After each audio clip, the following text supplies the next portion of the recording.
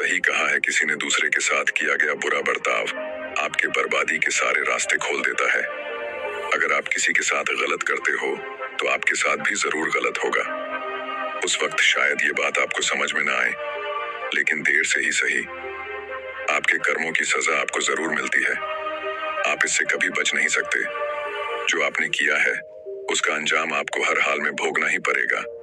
अगर आप किसी का दिल दुखाते हो या अगर आप किसी के साथ बुरा करते हो तो देर से ही सही, लेकिन कभी न कभी आपको आपके कर्मों का फल भोगना पड़ेगा। आइए इस बात को हम एक कहानी की मदद से समझने की कोशिश करते हैं। गौतम बुद्ध हर दिन की तरह उस दिन भी सभा कर रहे थे।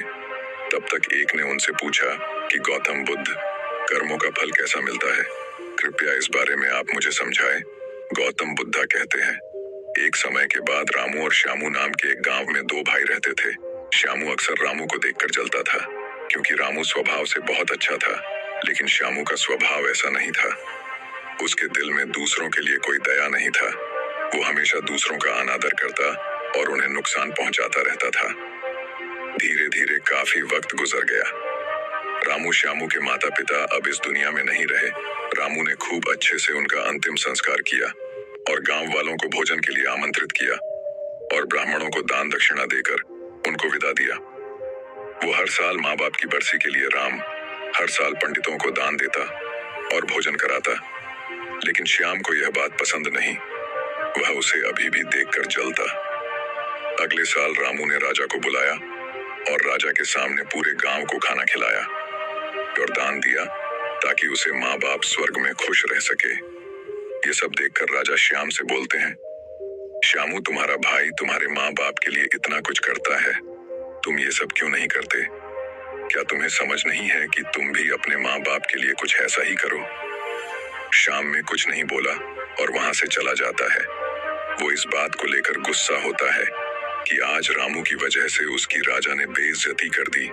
वो अपने अपमान का बदला लेने के बारे में सोचता है और अगले दिन एक ढोंग करना शुरू करता है। नगर के सामने जोर जोर से चीखने लगता है, मेरे माँ बाप मेरे सपने में आए थे, वो स्वर्ग में खुश नहीं है। वो चाहते हैं कि कोई उन्हें वहां जाके खाना बना के खिलाए, वो तभी खुश रहेंगे। उन्होंने मुझे सपने में कहा था, जो रामू को मेरे पास भेज दो, वो उनकी बहुत सेवा करता है, वो इसके साथ बहुत खुश रहेंगे। राजा कहते हैं, ये तो अच्छी बात है, लेकिन इसके लिए तो रामू को मरना पड़ेगा। रामू को सब समझ आता है, ये सब कहीं ना कहीं उसको फंसाने की चाल है, लेकिन वो कहता है, चलो इसी बहाने मैं जरूर सेवा करके दिखाऊंगा। रामू मरने को तैयार हो जाता है। वो राजा से कहता है, राजा, आप अगले दिन नदी किनारे एक नाव का बंदोबस्त कराए। मैं नाव से कूदकर नदी में अपनी जान दे दूंगा और फिर मैं स्वर्ग में जाके माँ बाप की सेवा करूंगा। राजा कहते हैं, ठीक है, अगले दिन ये सारे बंदोबस्त कर दिए जाएंगे। रामू नदी से कूद जाता है और सारे गांव में सबको पता लग जाता है कि अब राम इस दुनिया में नहीं रहा। अब वो भी माँ बाप की सेवा करने के लिए स्वर्ग चला गया। श्यामा बहुत खुश था कि उसका इकलौता भाई दुनिया में नहीं रहा। जो भी राजपाट और जमीन है, अब वो सब उसका मालिक बनेगा। धीरे धीरे काफी दिन गुजर चले। एक दिन अचानक से राजा के दरबार के बाहर रामू बैठा होता है और जोर जोर से रो रहा होता है। राजा के सिपाही दरबार में ले जाते हैं और बोलते हैं, ये चमत्कार कैसे हुआ? तुम जिंदा कैसे हो? ये सब क्या बला है? फिर राम बताता है, मैं स्वर्ग में गया था, मैंने वहां देखा, लेकिन मेरे बाबा अब भी खुश नहीं है। वो मेरे पे गुस्सा हो रहे थे। उन्होंने मुझसे बोला, तुम्हें वैसे खाना बनाने भी नहीं आता तुमसे। अच्छा तो श्याम है, वो अच्छा खाना बनता है, इसलिए तुम जाओ और तुम उसे भेज दो। राजा श्याम को बुलाते हैं और सारी बात बता देते हैं कि तुम्हारे भाई ने तुम्हारे माँ बाप के लिए इतना त्याग किया है, लेकिन अब तुम्हारी बारी है। क्या तुम उनके लिए ऐसा कुछ नहीं करोगे? श्याम को अब न चाहते हुए भी आखिर ये काम करना ही पड़ा है। अगले दिन फिर से सारी तैयारी कराई जाती है, लेकिन राम ने सोचा कि अगले दिन मैं जाऊंगा ही नहीं। अगले दिन मैं शहर छोड़कर कहीं चला जाता हूँ। फिर राम ने राजा को सारी बात बता दी थी। दरअसल वो जिंदा कैसे बचा, उसने पहले ही मछुआरे से अपनी बात कह रही थी कि वो उसकी जान बचाएगा। मछुआरे उसकी जान बचाई और वो 1 महीने तक नगर के बाहर रखा और सही वक्त आने पर राजा के दरबार में उपस्थित हुआ। वो वैसा सिर्फ उसको सबक सिखाने के लिए करना चाहता था। राजा बोले, चलो अच्छी बात है, लेकिन उधर श्यामनगर छोड़ने का प्लान बना चुका था कि अगली सुबह वो वहां नहीं जाएगा।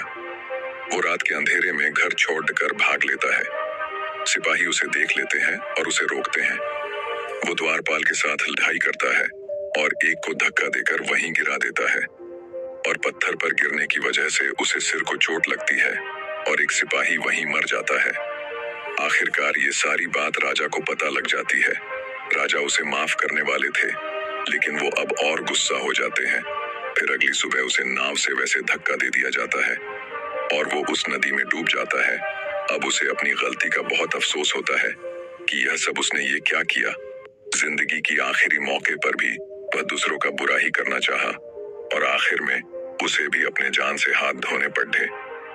तब गौतम बुद्ध समझाते हैं, कर्मों का फल ऐसा ही होता है।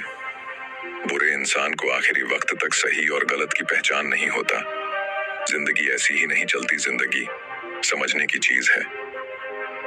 उसने महात्मा से पूछा, कर्म कैसे बनते हैं? फिर महात्मा ने बोला, अच्छे कर्म के बनने से पहले हमें इस पर ध्यान देने की जरूरत है कि आखिर अच्छे कर्मों बनने का सबसे पहला पड़ाव क्या है। मनुष्य के द्वारा किए जाने वाले सभी कर्म उसके विचारों से निर्मित होते हैं। हमारी सकारात्मक या नकारात्मक सोच विचारों को जन्म देती है और वही विचार कर्म बनते हैं। इस तरह सोच सकारात्मक होने पर ही अच्छे कर्मों का निर्धारण हो सकता है। उसने फिर महात्मा से पूछा, पाप का फल कब मिलता है? फिर महात्मा ने बोला, पाप का फल किए गए कर्म पर निर्भर करता है।